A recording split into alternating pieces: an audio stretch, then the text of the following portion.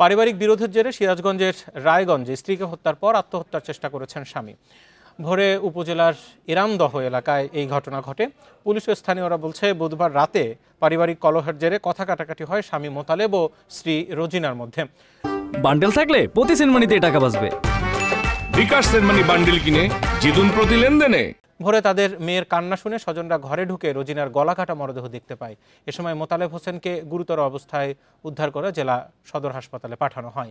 স্ত্রীকে হত্যার পর স্বামীর আত্মহত্যার চেষ্টা করে বলে প্রাথমিকভাবে ধারণা করছে পুলিশ।